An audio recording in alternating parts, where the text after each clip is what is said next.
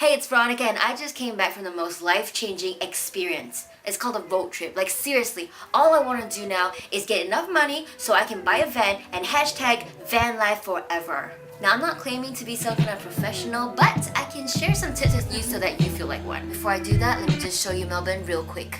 We have free trams in the city now, and that's all you really need from Melbourne.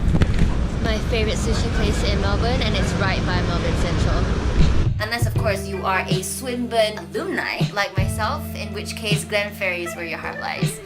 I had to go back there obviously and get this delicious baguette from Continental Deli, which is in Woolworths. If you don't try this, you are dumb. Also, round the corner you'll see this shop called iSpicy, and it is spicy. Okay, do not go above mild unless you want to die. Okay, so now on to the main event. If you don't mind carpooling with people, I suggest that you go onto Facebook and look for one of those groups, Backpackers Australia or something like that, and you will find tons of really amazing people. But then I and my boyfriend are quite insistent on traveling by ourselves, so we got a van, and not just any kind of van, this van. This is our new car, and it's $1 a day. How? Well, simple. Relocation deals. One website that I've been suggesting left and right is Imova, because they have like the largest listing of cars available for relocations. I don't know why, but then they do, okay? And their website is really clean, it's really easy to use, and it's just so user-friendly. Check it out yourself, and I promise you they're not paying me to say this because even I didn't book it through their website. I went to the website, I checked out what cars are available during my dates, and I went to that company's website and I rented it through them. Yes, sneaky, I know, but I don't trust like these third-party things. I might just be paranoid.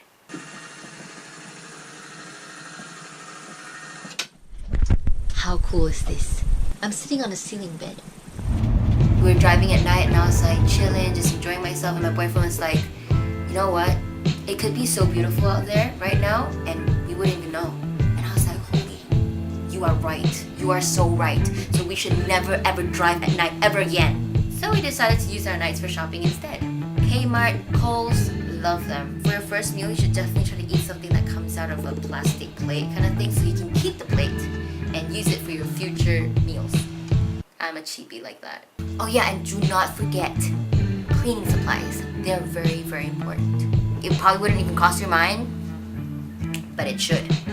Now, I like to think that I'm a lot more adventurous than my boyfriend is, but that first night when we were driving into our free campsite, I was freaking out. And I've watched enough movies to know where this is going. It looks like Silent Hill.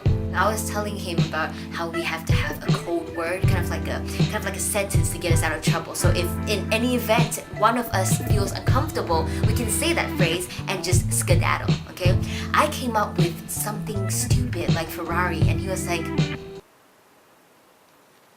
why don't we just use, so where are we going next? And I was like, brains, bro, brains.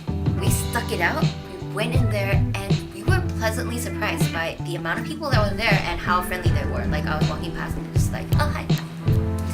None of them looked like a serial killer. I mean, that doesn't mean that they're not, but then I'm still here. So we found this campsite through this app called Campermate, and it is the #1 app for all road trippers. If you don't have any space in your phone, you make space for it. Delete Google Maps if you have to. That is how important Campermate is. They'll show you where you can eat, sleep, poop, repeat. Oh, and also where you can dump your poop.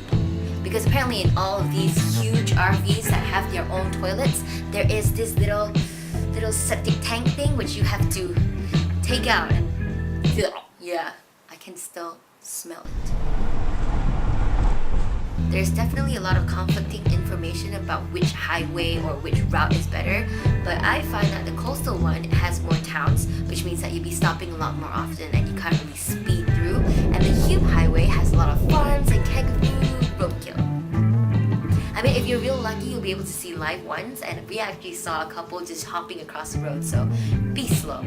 Planning where to sleep and where to stop is probably useful, but I didn't do it because I wanted to be spontaneous. So every time we felt sleepy and we wanted to stop, we would pull out the Campermate app and just find the closest free campground. Just wing it. don't try to fill your entire schedule, okay? If you've got 10 days on the road, feel like 8 or 9, because you might want to stop somewhere that really speaks to you, that makes you feel at home or something. You never know. I mean, and that's the fun part about road trips, because you just never know, right? So don't forget to bring your sunnies. Like, that is legit really, really important, because the sun will blind you in Australia. My travel video is a compact 3 minutes, so if you've got the time, please just check it out. It's in my description below, and it's to the best road trip song ever. But I would walk 500